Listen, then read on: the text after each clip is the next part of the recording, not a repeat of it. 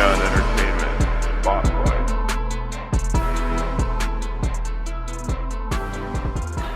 Once again, thanks for joining us here at Neon Entertainment, Neon Spotlight. And we're joined here by ScottCelani. And welcome. Mike, how are you? I'm all right. How about yourself? Good. Thanks for having me. I appreciate it. Yeah, absolutely. I know we had some other conversations, and we were talking a little bit about some of the bands that we appreciate, and we were talking a little bit about you recently went and saw U2. We were talking a little bit about Pearl Jam. So who is it that makes you tick? Like who are the bands that you really look up to, I guess, for lack of a better term? Well, it really depends.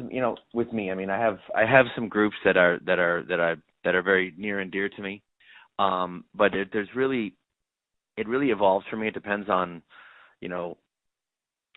when you catch me, and very much. Sometimes it's more about a song than it is about a band. But we were talking about Pearl Jam. I've always been a huge fan of theirs. It's a that was that Seattle era of the '90s is big for me. But even music that came before that, I became a big fan of. I discovered a lot of REM's music. That was really introduced me to a lot of what was going on in the alternative world, and that led me into groups like Jane's Addiction and things like that. But I'm all over the place really, because there was times in my life where I almost fancy myself a historian now of rock and roll, because I even went through a period where I was really into the 50s music, and I learned a lot about the birth of rock and roll with Elvis and Sun Records and all that stuff, and where that took us, and also obviously, and I'm not alone on this, obviously, huge Beatles fan, and I appreciate them more than ever. And then we really learned to appreciate a lot of the great music of the 70s, which is 60s and 70s are very much the true Renaissance period of rock and roll, and I'm very much all over the place in that respect. Yeah, it's interesting that you say that, because you've seen transformations with different artists. You see how the Beatles made a huge transformation, and I think a lot of people, whether it's rumor or it's actual fact, after they became connected with Bob Dylan, they started to explore their horizons a little bit more, and they really got deep into different genres as they toured the world. You also see things like we were just mentioning Pearl Jam. And they, there's not a lot of groups that really made it out of the 90s that are still together, whether it be for tragedy or what have you. Yeah, they're the last one standing from the Seattle thing. Isn't that crazy? I mean, of all the real big names anyway, Yeah, and I think, I don't know what it was that held that group together. I know they've gone through a handful of drummers. But that was it though. I mean, they were consistent other than the drummers. It's everybody else is still there. Yeah, and it's like I said, it's tragic that some of these frontmen had a lot of psychological issues that became their demise. But how do you feel about, like, you see, I'm sure if you say you're a historian of rock and roll, how do you, what's your take on seeing the evolution of these different groups and, how they start? I've always thought sophomoric albums have been some of the strongest albums, at least ones that come out in the 90s. In terms of the second record, you mean? Yeah. Oh, yeah. I prefer, I love, the 10 record from Pearl Jam is a great example, because it's a great record, but I think Versus is better. I like that one better. That's probably my favorite one, being their second record. But it's interesting where this ties into, an artist like myself. I've been doing this for a while, and I have 5 records out myself. And, obviously it's the challenge of it is, especially if you don't enjoy the big stardom, what I've learned is how to make a living as a musician, and a pretty good one. And allowing myself to evolve, and creating a career for myself. And Pearl Jam is a great example on a much bigger level, of course, of how to establish longevity. And what they had said was, I've heard them talk about this in interviews where, they had their period in the 90s where they were, they were real hot, and their music and their scene was the biggest thing going.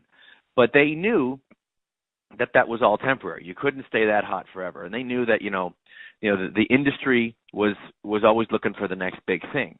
And they had said, all right, well, while the industry is looking for the next big thing, we got to take a good look at, what kind of a band we want to be going forward. How do we last when the industry has moved on from us?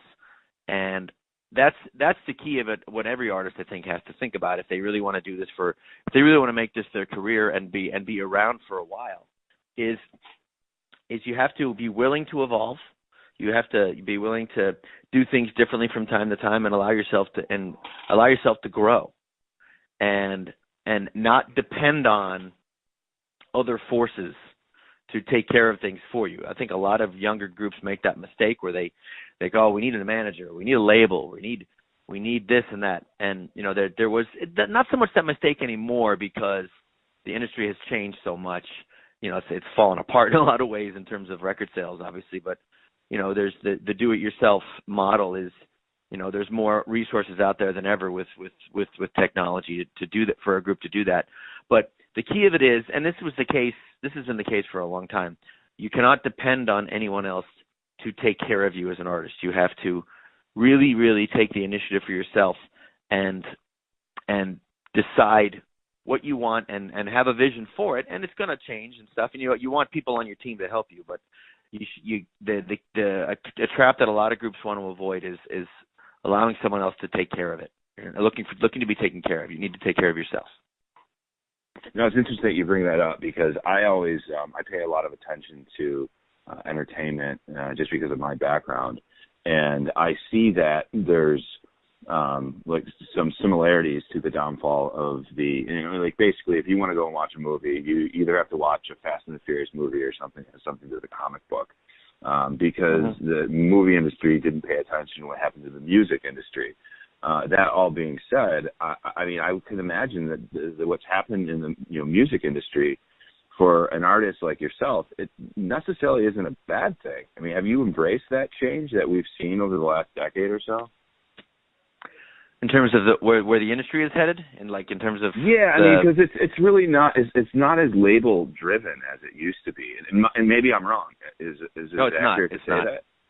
It's not. Well, I've been working with a guy last couple of years on and off with a consultant out of Nashville, a guy by the name of Rick Barker, who was actually Taylor Swift's first manager when she first started out, and he started out in radio, and then he's a consultant for a couple different big labels, and really knowledgeable dude. And I've learned a lot from him. And one of his big philosophies is you're hearing a lot of doom and gloom about the industry and how tough it is now. And he takes a different approach.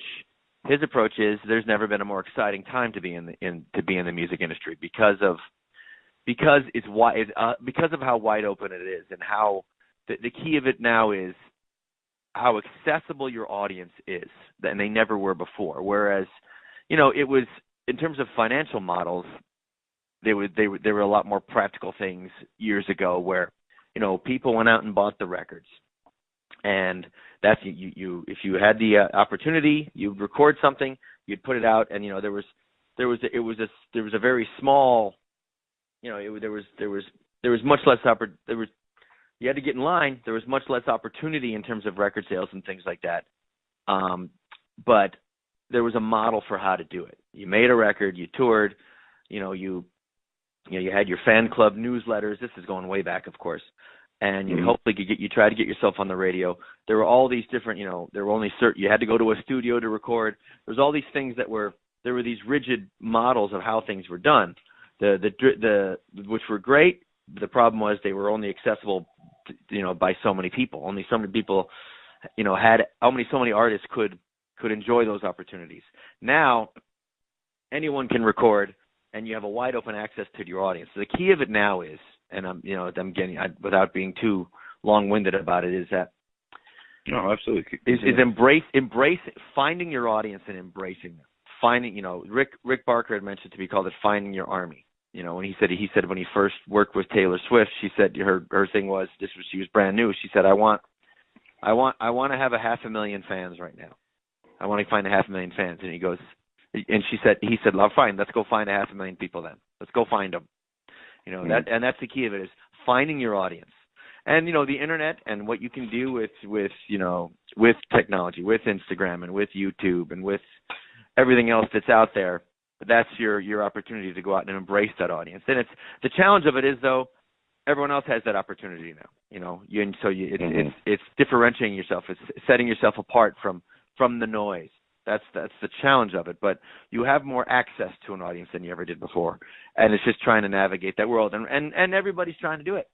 It's everybody. And what's amazing is the speed at which we're going. I mean, what was, if you tried to learn about, okay, what's my best move on this type of social media, what was relevant 18 months ago or even less than that. There's new stuff now. The technology's changing so much, Well, with all that, like you mentioned, I like how you put that, is like trying to separate yourself from the noise. How do you separate that from your personal life?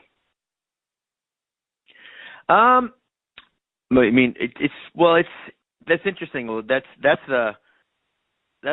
something that's interesting about artists now, is that, before, it was almost, the move among artists was to be kind of behind the curtain a little more secretive. Don't show the audience too much. You wanted that mystique.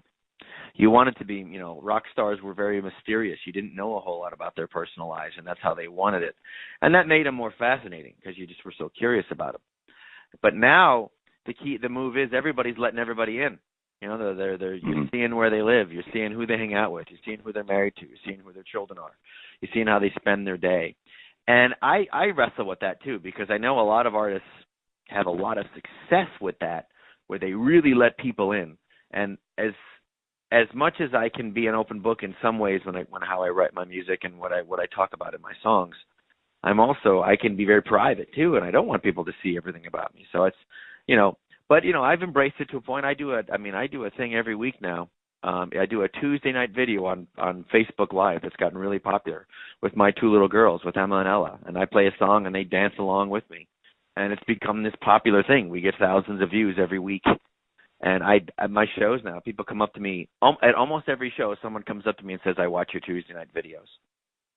So it's, there's a balance to it, but people, that's kind of the new model in a lot of ways, is letting your fans and your audience, into your life, and each artist has to decide how much they want to let them in. Right, absolutely. No, and don't let them into the bathroom. Some of that. Right. How is you got to decide how far you want to go. Obviously, you have to travel, I would imagine, for work. Is it tough to leave your family? How frequently do you hit the road and have to, unfortunately, make the FaceTime call back to home? It's not outrageous. I mean, it's not. I'm not in one of those situations where I'm not touring constantly. I go on the road I'm on the road a few days a month. I play a lot in my region, and for Neon, Neon's touring is very efficient in a lot of ways, because sometimes it's rare with Neon that you're out for weeks at a time. Very often it's a couple of shows or a one-off here, because the way it works is everything is usually covered. Where I'm able to go out for, even if it's one gig, I'm able to go out and have all the expenses covered to do that one show and come home. So, there are a lot of people whose day jobs require a lot more travel than my job as a musician does. Who are on the road every week or several days out of the month. You don't have to do that. If you do it smart, if you just take in everything that comes your way and playing in any room that will have you, there's something to be said for that. But you don't have to do that. You can do it in a smart way where you can still have a life. And I think I've been able to do that, at least at this point. Sure. Yeah. No, that's good. That work-life balance is important. What are you have some schools that you've played that you can look back on and say, I'd love to get back there again? Yeah, it's really, with so much, what I could say, there's been some I've seen all different kinds of shows at schools. I would say, some of the most memorable ones. I remember I did a show down in Missouri at a place called Cotty College, and we were I showed up as a trio. We were an acoustic trio, and this is a school. This is a school of it's a small girls' school of, I think the whole school is like 400 people, and the first day, we played a show to 200 people. They packed it in, and it was a wonderful. That's pretty good. show. I mean, if you got half of the school there, yeah, that's not too shabby. Yeah, and it was great. Yeah, and then I've seen that where that was one great example. I've done a few shows at a place in West Virginia called Wheeling Jesuit University, fun school there. So it's so much of it. This goes for every audience, not just for colleges. A show on any level, any artist would agree with this.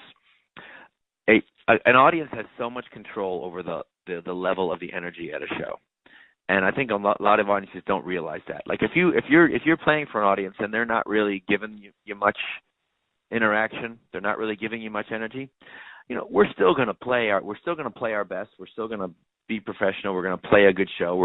It's going to sound good, but it's that much better if the audience is giving it back to us, because it's really an exchange of energy. And there's an old-time comedian by the name of Buddy Hackett. There was a very famous line he told an audience one night after he just had a great show and the audience was just really, really awesome. And he told the audience, he said, if you treat every performer the way you treated me tonight, you will never see another bad show as long as you live. And that's so true. If the audience is with you and they're digging it, it's everybody. It goes better for everybody. And that's not always. It depends on the setting you're in. And that's some schools. I remember one time I could think of a school I played in at Stevenson University in Maryland. I showed up and we made a point of it to get there a few hours early and go around campus and promote and let the students know that we were playing there that night. And it probably got us an extra 75 people, and it made the show that much better because it was a bigger crowd and they were having fun.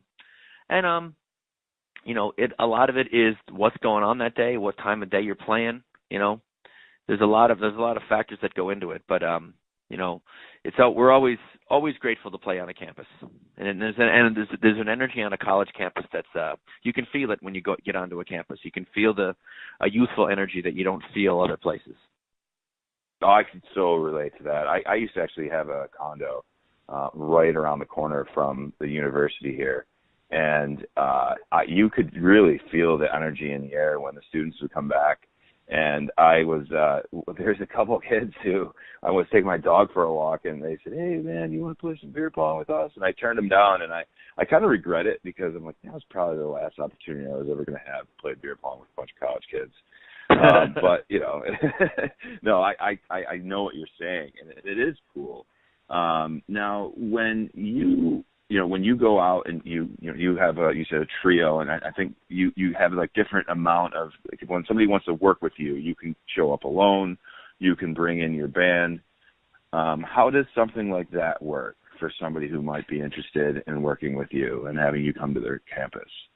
Well, it really depends on what they want. I've always prided myself in being very versatile in terms of what I can offer.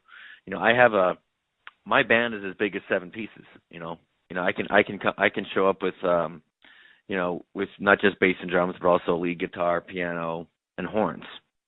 And so I can, and I also play shows by myself. I played a show with the band in Rochester, New York this past Sunday night to a pretty big crowd. But then this Friday I'm doing a duo show, an outdoor patio duo show in my hometown this Friday night. And so it all depends on, I do solo, duo, trio. The band can be 4, 5, 6, 7 pieces. So it's, the versatility thing really helps in terms of being able to accommodate, different sizes of rooms, different sizes of budgets, and what a school is really looking for. And so it's always, that's an important thing, in my opinion. It's always gotten me more work to be able to do different things, to not just come with a band or to not just come by myself, or to be able to do, I always prefer, I don't mind playing solo. It's probably my least favorite.